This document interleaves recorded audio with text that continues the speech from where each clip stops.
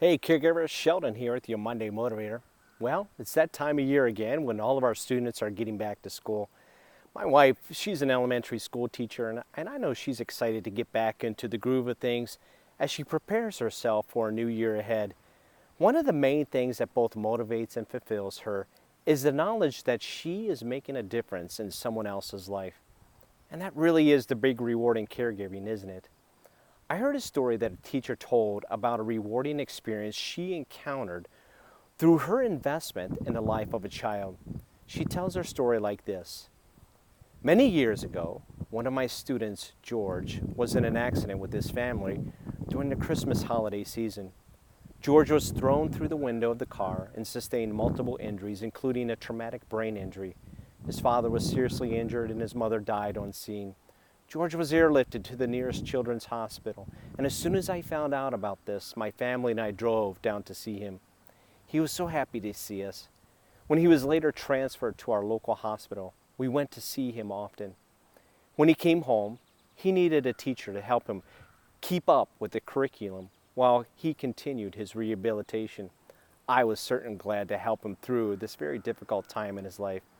Overall, he had a good recovery, but he will always have problems walking. What struck me about George's story is that despite all of this, he was always happy. After George finished elementary school, I did not see him again until 15 years later. Then, one day, he came to my school.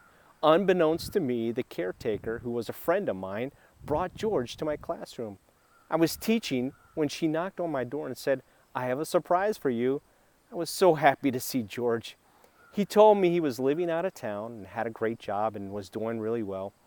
He was in town visiting with his family, but he just had to come by my school to thank me for my investment during those difficult years of his life.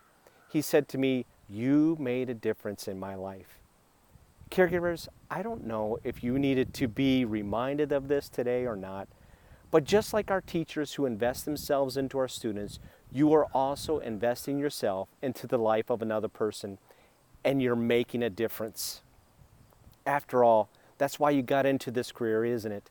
There's nothing more fulfilling than to walk away from someone's home that you just served, knowing that you were a positive change in your client's life. It's certainly true what it says in Proverbs 11:25 when it says, "The generous will prosper, and those who refresh others will themselves be refreshed."